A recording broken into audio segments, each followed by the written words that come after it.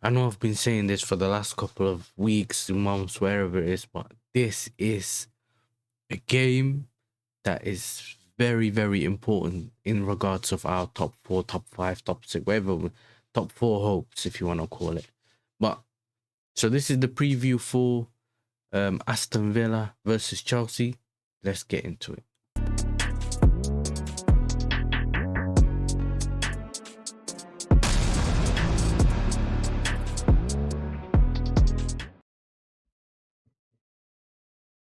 Hello and welcome to Yasa TV. Welcome back to the channel. I'm back for another preview. Obviously, this is a video that's pre-record, and I'm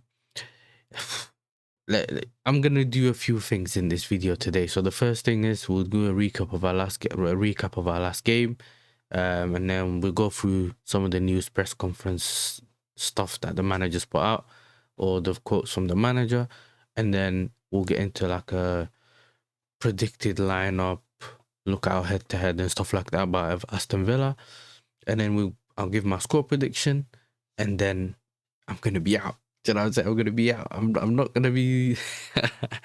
Hey, listen, being a Chelsea fan this season has just been stress, bro. Do you know what I mean? Stress, disappointments. I know that. Like, look, there's been moments here and there. There's always moments throughout the season anyway, but not enough for me to be happy in it. But anyway, let's actually, before I get started, you know what I'm saying, make sure you like the video, subscribe to the channel. We're on the way to 2K. Support us, you know what I'm saying, support the channel. Yeah, and hype the video. You guys already know what to do. Let me know your thoughts about some of the things I'm saying in this video in the comment section below. Let me know your thoughts. Let me know your score predictions. Let me know what you think about things that come up in this video. And like I said, man, follow us on social media as well. You know what I'm saying? TikTok, YouTube, Instagram, all of that. Yasa TV. Just search it up. It will come up. Do you know what I mean? And yeah, make sure your bell notifications are on as well, so you know when I upload, so you don't miss out. Last game, our Arsenal game, I done a watch along. So yeah, sometimes I do those watch alongs here and there if I can. And that was a little spontaneous one, but yeah, it gave me the reason as to why I don't do watch alongs. Getting into that, obviously our last game was the Arsenal game. We lost 2-1 against Arsenal. All 3 goals were corners. Do you know what I mean? All 3 of them. And listen, how the game and the football's leaving us, bro. It's not football anymore. I don't know. Is it basketball, football, tennis? Like, I don't know what we're playing anymore, innit? But in regards to that, it was, I wouldn't necessarily say a poor showing. I think my main disappointment comes from us not winning the game. Okay, the main thing's us not winning the game. The second thing is Palmer's performance, and the third thing is definitely also Sanchez's performance. But I'm not that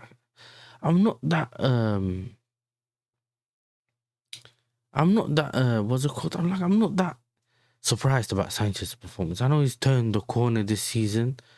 Do you know what I mean? But like, I've always said once a bozo, also always a bozo. Do you know what I mean? So that's never really changed for me. So that's one thing. And the red card. So we'll talk about that as well. But let's actually get into that, because I think our performance in general wasn't that bad. I just think that we just needed that final third. We just needed to do something in the final third. And having someone like Palmer being completely off his game was... You can tell it was hurting us, because him getting the ball in that first half, especially in the half spaces, and being able to just turn on the...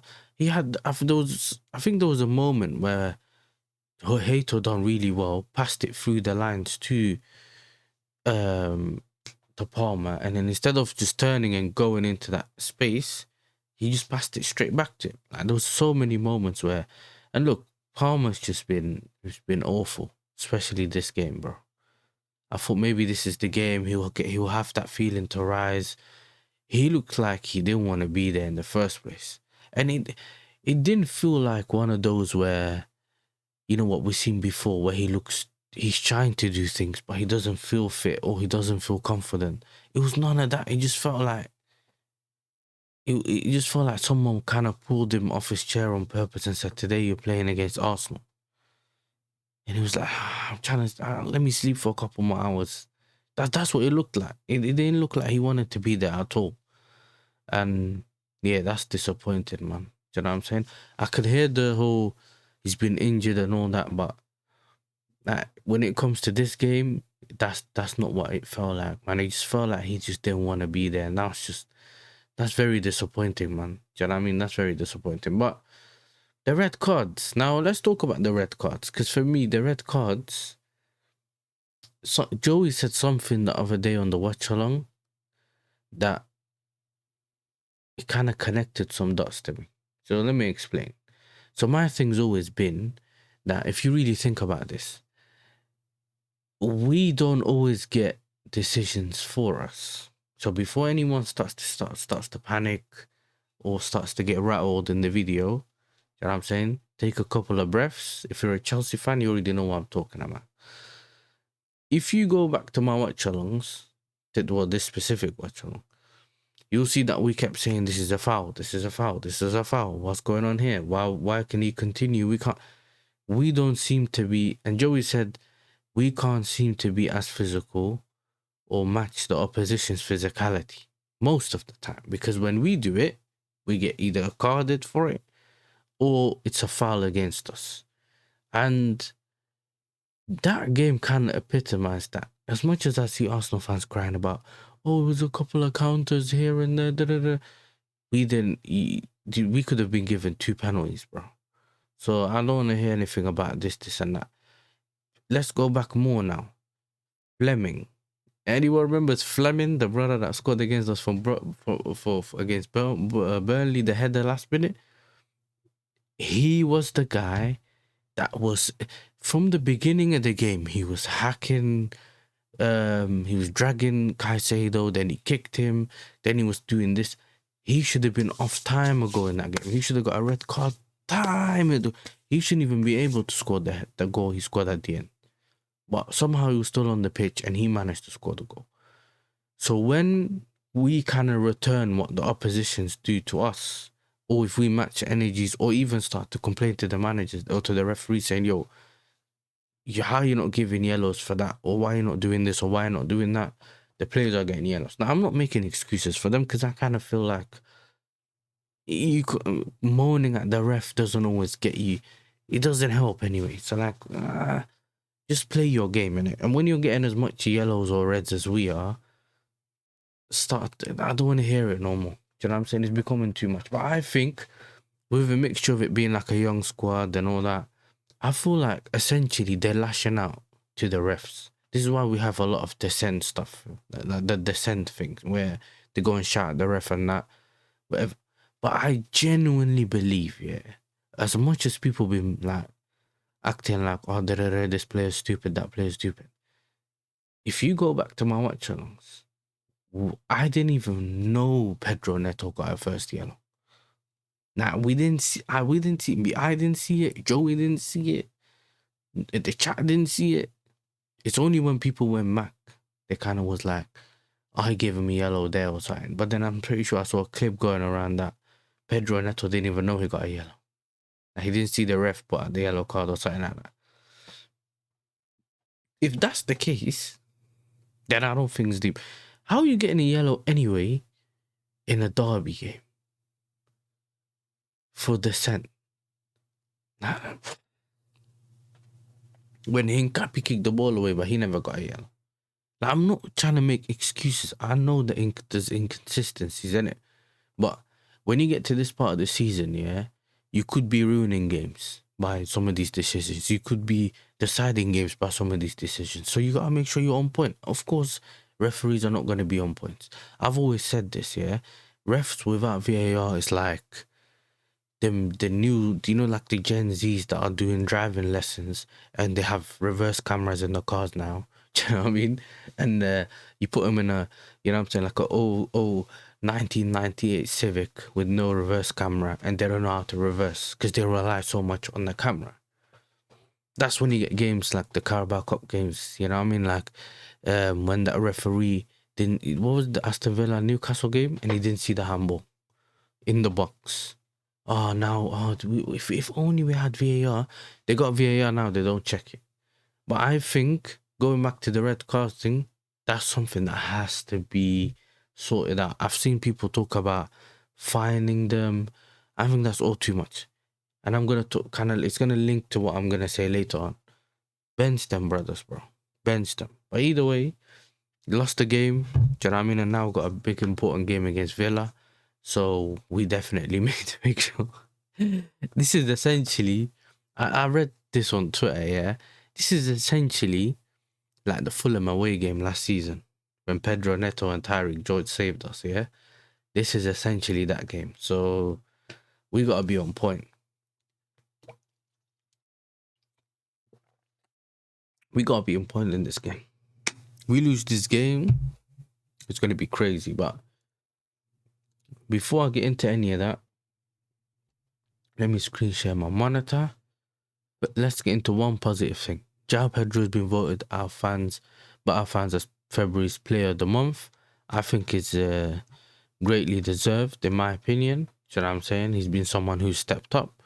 So, yeah, great. That's fine with me. You know what I'm saying? That's fine with me. Now,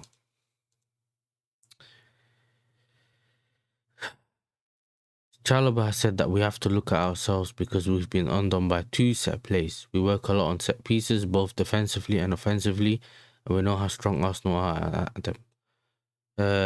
We have to know our roles both collectively and individually, and we all need to step up. We've conceded too many goals from set pieces. That's why we are where we are on the table. Now, the reason I mention this right now is because this is the earliest thing I could get from the Arsenal after the Arsenal game, right? Now, against Burnley, I think it was Santos who then mark Fleming, which ended up being a goal. Obviously, we've had our issues in the Arsenal game as well, but yeah, I think it's just. So I've seen someone say you can't blame the set piece coach because the set piece coach is doing his job because we're scoring from corners. If we're scoring from corners, then how can you blame the ref? I mean, how can you blame the set piece coach? The set piece coach's main job is to help them defend the corners. Then you start adding things to your, to your armory, such as scoring from corners and all that. You have to be able to defend corners first, not score score set piece first, and then go back to you can't defend them. Do you know what I mean? That doesn't make sense, bro. That completely doesn't make sense. But yeah, you can talk as much as you like, but we need actions speak louder than words. Do you know what I mean? I've always said that. So, Rosinia, yes, disappointed, missed opportunity. Pedro Neto apologized to the group. Oh, my days. Apologized to the group. Rosinia was asked how Enzo Fernandez has 12 yellow cards as a leader. Enzo's a top leader. Rosinia says we functioned well apart from those 2 set pieces. Yeah, but that's what cost us the game, so. Rossini on whether he will get involved with defending set pieces. I am now. Rossini, I can't go through the season with red card every 2 or 3 games. He says there's no right or wrong way to play football. As Arsenal fans would not care. I don't care about that. Cole Palmer was fine. He was subbed off along with Enzo as they were both on yellows. Cucurella back this weekend. Estevao is back on the grass and Lavia close to starting. That's actually some good news. But I think, to be honest, someone said it earlier, yeah, just bench Palmer, bro. I mean, bench Palmer. Let him come back the next game. Chelsea have hired Casper Ankergren in a temporary role. He's set to help train Sanchez and Co on the grass until the end of the season as cover for member of staff who's currently recovering from surgery, which is that Ben Roberts, brother. Do you know what I'm saying? So, they got another Dunny from Brighton.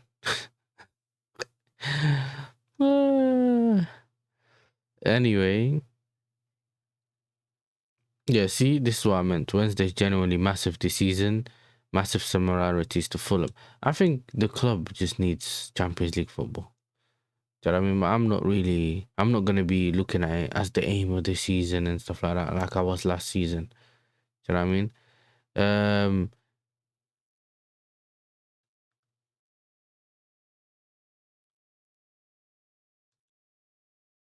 Wesley Fofana, it's a big game because we know if we win, then we'll come back close to Aston Villa. But if we lose, it's not finished because we have a lot of games after that. Someone tagged, I bet he's tagged the DVLA. Oh, hey, that's crazy, bro. Hey, that's crazy. I can't lie, that's crazy. Um, Chelsea have taken 2.27 points per match without Palmer compared with 1.18 with him and have improved from 1.5 to 2.2 per game in his absence. That's just always waffling, bro. Like, I know as much as that's probably in recent games we've been losing and he's had good or bad performances as well, but to kind of put it in a way to say that's on him, um, nah. He just has to perform because when the ball, as in when our way of playing is going through him, he has to, our attacks can't start and die with him. That's how it affects us in game. Do you know what I mean? So, whatever. Yeah, and I just wanted to find the little stat that I saw earlier. This is what I kind of want to say as well. The real question is tomorrow. Chelsea remains 6 as Brentford drew. Got a keyboards.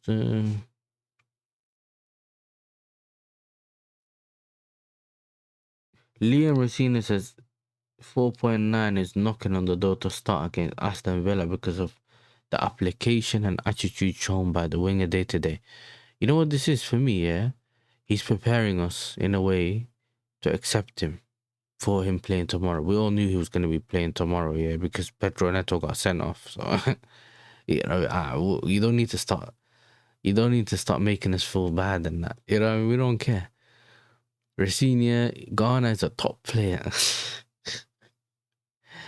Oh, I've changed a little bit tactically since I come in. I've wanted to dominate midfield area. That has meant at times I've only played with one winger, but Ghana is an outstanding player. I've only played with one winger. Anyway, bro, it's nothing to do with making past judgment and that, bro. Like, he's just rubbish. It's as simple as that. No one really backs any other player in our team like this.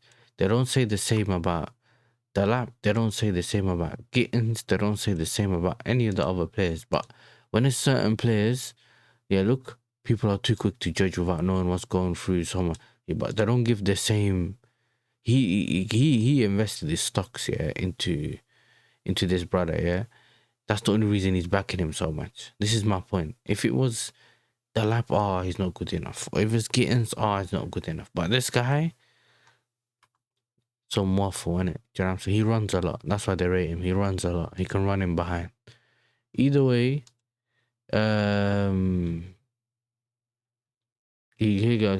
Liam Rosenior, we keep causing ourselves problems. It's not the other teams causing us problems. Burnley, Leeds, Arsenal, we're just shooting ourselves in the foot. And that's something everyone knows on this channel that I've spoken about. All of these games, we've either played well and shot ourselves in the foot. So, I think as well, Rosenior, Cucurella will be back Wednesday or Saturday. Estevar's back running. Yeah, we've already said that.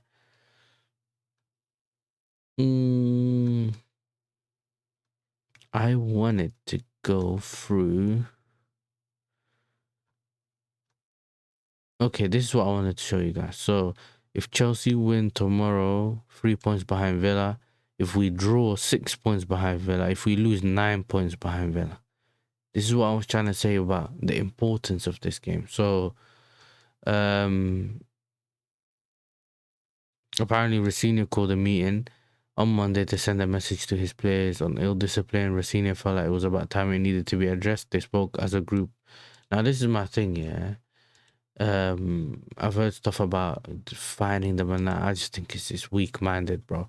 They got money in it, so the whole money, the whole finding them, it's not gonna make a difference. But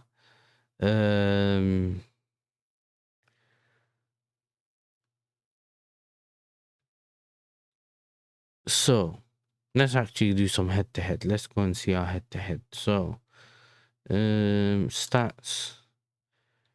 I know last season we lost this game because of Jurgensen, innit? It was Jurgensen. Yeah. I remember. Jurgensen was messing about. But we have... yeah, our recent game, Watkins. And, you know, funnily enough, Watkins is not on great form. So if I go into this, yeah... Una Emery's men have won just one in the previous 5 games in the league, seeing them slip down to 4th, while Chelsea have failed to win in the last 3 matches. When the two sides went head-to-head early in the season, Villa secured an impressive win. Even then, we should have killed the game off in that first half, or before Ollie Watkins scored the goal. So it was mad. But either way, what I wanted to say was Villa's midfield injury crisis will continue on Wednesday with Yuri Tillemans and Kamara remaining on the treatment table. Emery has also confirmed that the game will come too soon for Captain McGinn. Harvey Elliott and Garcia are also out. So enough players are out for them, bro. Like, especially in midfield. So Neto will be unavailable thanks to a stupid red card against Arsenal. Wesley Fofana will return from suspensions, but Rossini has confirmed that Esteval remains out. The Chelsea boss has also suggested Cucurella should be fit to play. Yeah. Now, chance creation is not a problem for Chelsea. While Chelsea's sitting in 6th place, there's no doubt Rossini will be disappointed with the lack of progress they've made since he joined the club. So we are creating a lot of chances, and according to this graph, we're in first. You know, our XG is looking, but this season so far, but it's defensively where they've had their issues. Chelsea have conceded 38.5 XG more than the likes of Brentford, Palace, and Newcastle. Villa struggling more in the final third, so they aren't creating as much. And also, Ollie Watkins is not, you know, Emery's side have been struggling to create chances for him all season. So don't be surprised if he does change. Morgan Rogers has been quiet for a bit as well. And other than that, like I said, like it's just one of those things for me, innit? Like, we just need to make sure that we do our job. So we've lost our last 2 games against them. We beat them 3-0 last in 2024 and drew. So our record ain't great. Do you know what I mean? But this is a must win in terms of top 4, top 5 hopes and all that kind of stuff. So like I said, and I showed you guys earlier, this is a very important game. I think they will show you predicted lineups. And I think that's probably the lineup you'll see anyway from Unai Emery, unless he makes any changes specifically, but I think that's the lineup we'll see. And then if you look at our lineup, my only change that I would make from this lineup, to be fair, yeah, because of the injury because of the red card, to Neto, and obviously the injury to Esteval and the injury to Gittins and that, we can't necessarily drop Palmer. But for me, I would have dropped Palmer and I would have dropped Fofana. Do you know what I'm saying? Fofana got his red card. I know he missed a game, but he needs to just miss another game. And he just kept playing Sarr. Play Sarr. Sarr played well, in my opinion, against Arsenal. I know he was involved in some of the whole corner stuff and all that, like the mistakes, and one was the own goal and that. But for me, I would have just kept Sarr. And that's only because the players need to understand that making these kind of dumb mistakes lead to consequences, and you'll just miss another game. And with Fofana, maybe missing another game just means he'll be slightly fit. one less like one step further away from injury. You know what I mean, or re-injuring yourself. But like I said, I'd even play Gusto at right back and bring James on second half because James is just usually more switched on in the second half. I don't want to risk Gusto coming on, falling asleep on the back post, and that's another thing that can happen on this left hand side if Garnacho starts. Do you know what I mean? He's just someone that doesn't track his man properly. He falls asleep at the back post. So he's usually what makes the left back looks bad. Do you know what I mean? So, like I said, man, this is the lineup. I'll just keep this lineup. I won't be surprised if João Pedro gets dropped for the lap or him starting and then obviously the lap coming on. That's probably what I would prefer, just in case João Pedro does get us the goals. So, but there will be the thing of resting players before our next game, which I think is the weekend, if I'm not mistaken. So, yeah, that's my thing when it comes to all the games. Do you know what I mean? Well, the preview for this game specifically. Now, yeah, listen, it's been a 25, 26-minute video, but I just wanted to give you like my thoughts, but kind of not too short. Do you know what I mean? I know that this is probably too longer than a lot of people would watch, but I kind of wanted to give you an idea of what my thoughts are coming into this game. And when I said I was talking about the red cards thing, the reason why I was talking about benching certain players and punishing them for what they're doing is the thing I was talking about with Fofana. Do you know what I mean? So as much as people are like, you know what, just bring him back, I just feel like he needs to understand that he can actually lose his place for being reckless. Do you know what I mean? But we can't do the same with the goalkeeper because Jurgensen's not someone you can necessarily trust either. But yeah, like I said, we need to win this game.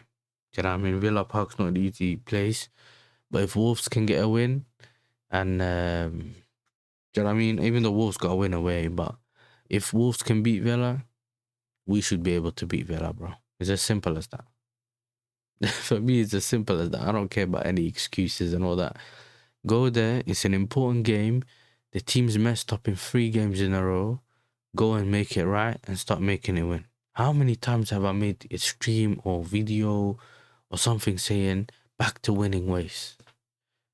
Because we love going on a row of bad games, bro.